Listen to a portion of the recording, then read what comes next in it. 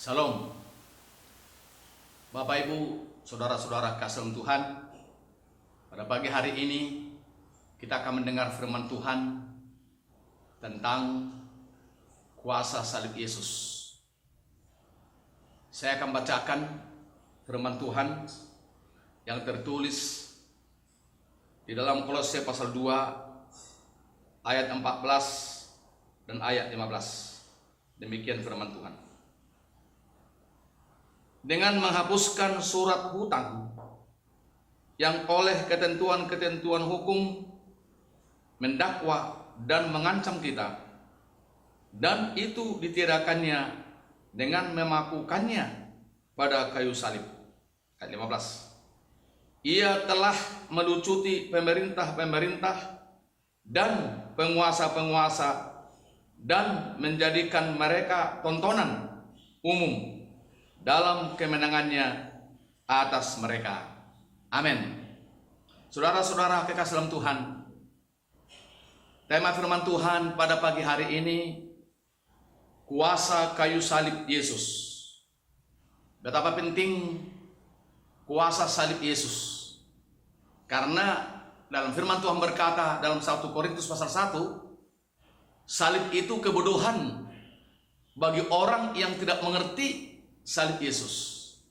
Tetapi bagi kita yang percaya, yang sudah dipanggil, dipilih oleh Yesus, salib itu ada kuasanya, bahkan luar biasa kuasanya.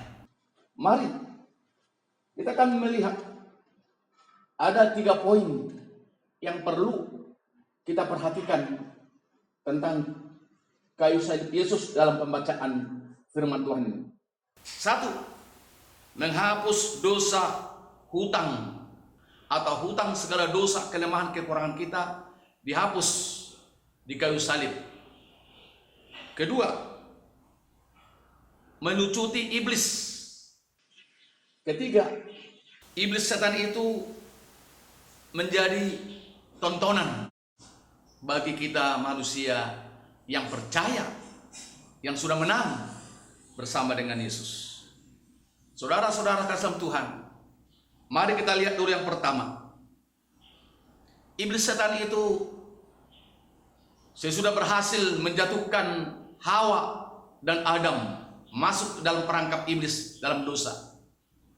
Karena Hawa tidak berjaga-jaga sehingga dia makan buah larangan pengetahuan baik dan jahat di Taman Eden.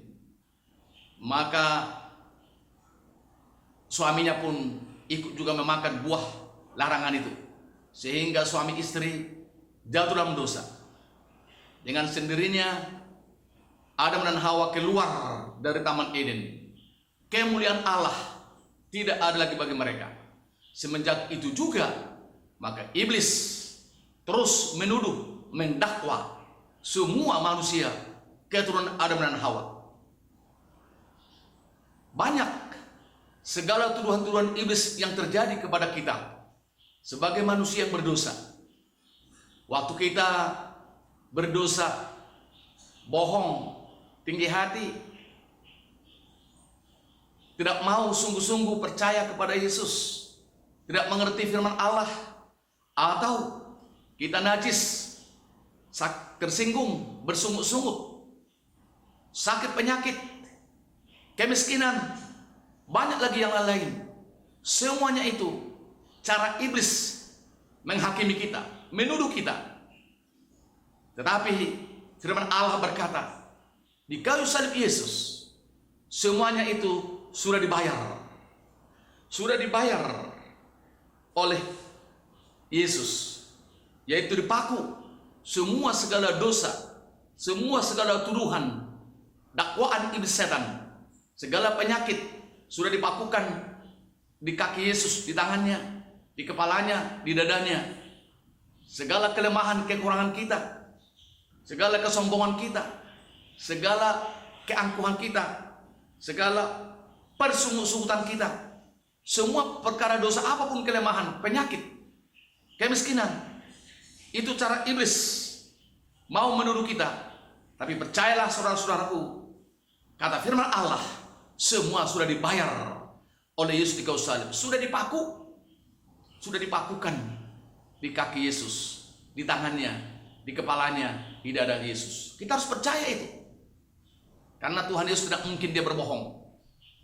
Luar biasa kuasa salib Yesus itu. Itu yang pertama. Yang kedua,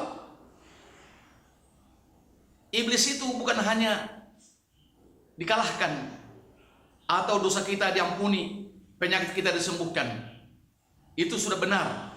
Tapi yang paling hebat lagi, iblis itu dilucutin seperti orang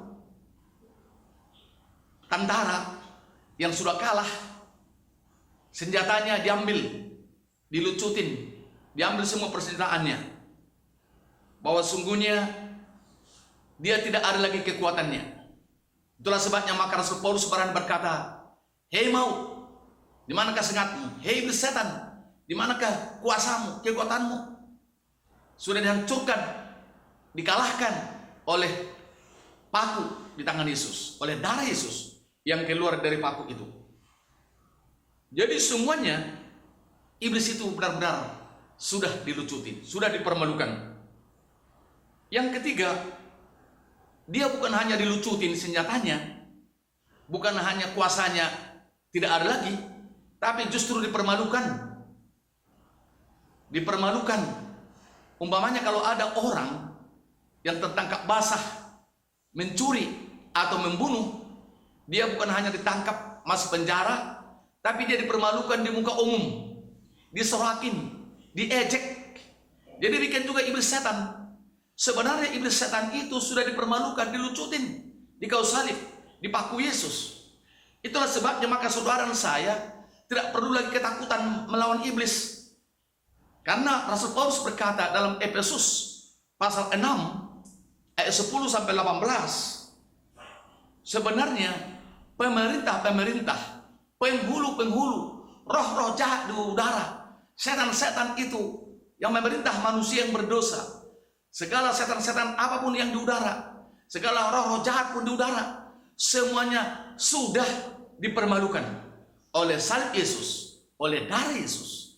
Jadi sebab itu kita harus yakin, kalau masih ada di antara kita saudaraku masih berbohong, masih sombong, najis, itu namanya masih dipermainkan oleh iblis. Kuasa iblis masih ada. Firman Tuhan berkata dalam Ibrani pasal 6, dia menyalibkan Tuhan Yesus yang kedua kali. Dia tidak yakin bahwa iblis setan itu sudah menjadi tontonan umum, dipermalukan. Jadi artinya tidak perlu lagi kita bohong, tidak perlu lagi kita jatuh dalam dosa menjadi muridnya iblis setan. Antara itulah Paulus, seorang pembunuh, sesudah dia dipanggil, dipilih oleh Yesus, berani dia berkata, "Hei iblis setan, engkau jadi sampah, engkau jadi sampah, aku tidak takut." Kata Rasul Paulus, "Aku pemenang.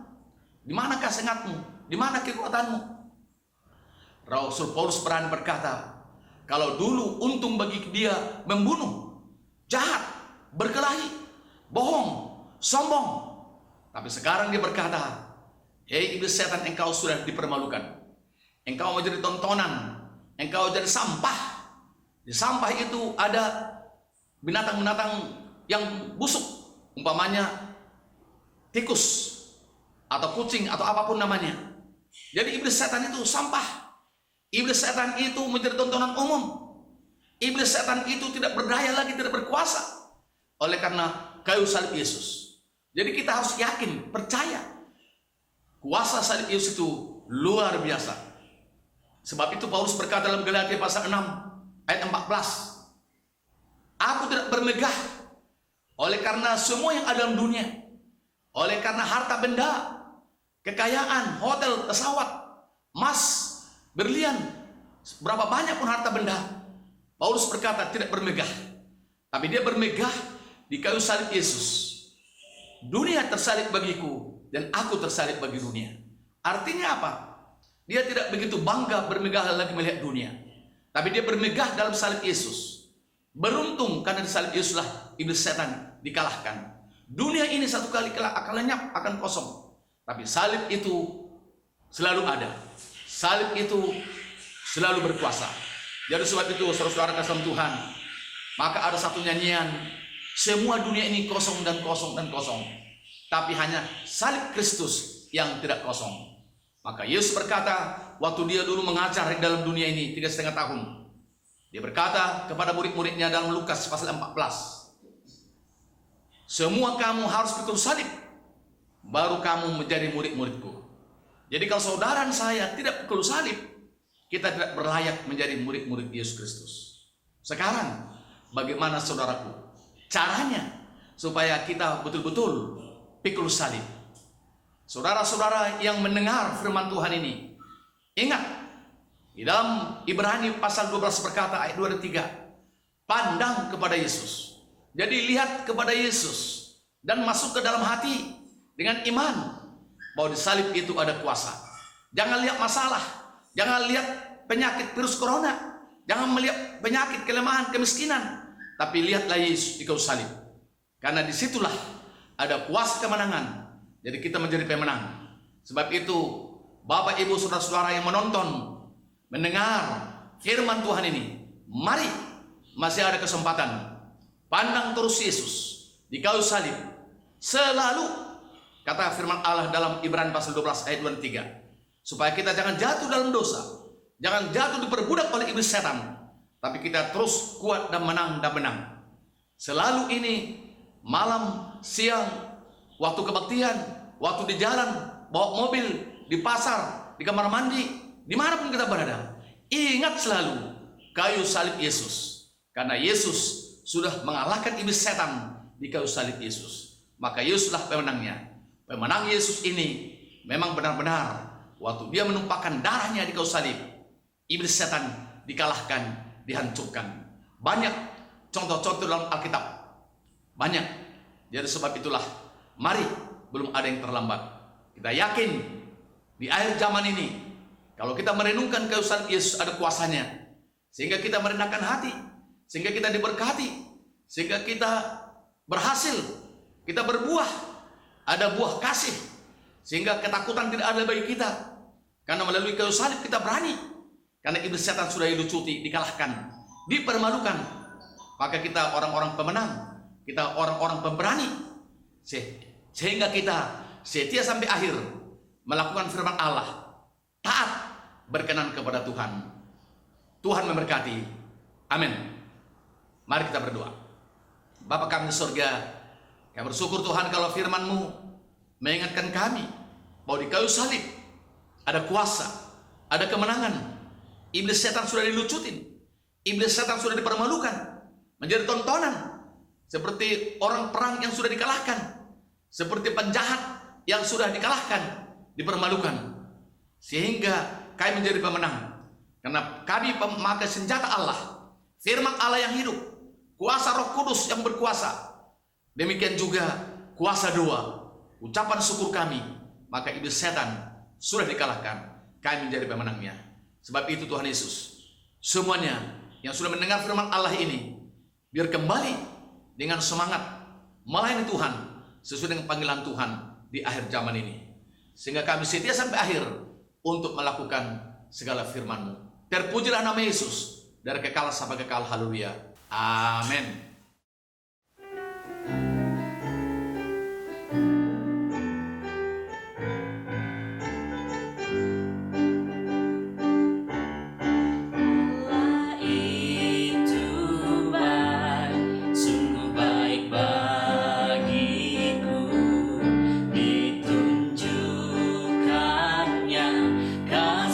Setianya dia menyertai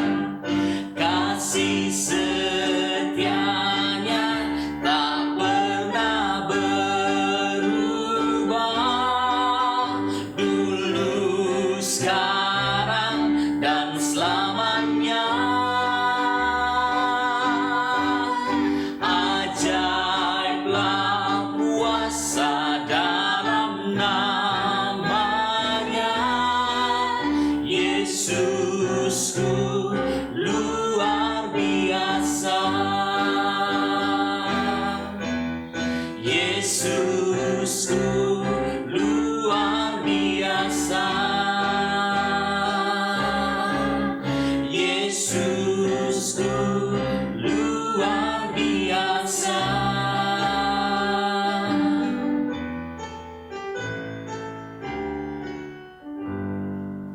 Saudara-saudara kekasih dalam Tuhan yang ada di rumah, yang ada di tempat ini, dimanapun saudara berada, terimalah berkat dari Tuhan Yesus. Tuhan Yesus memberkati engkau dan melindungi engkau.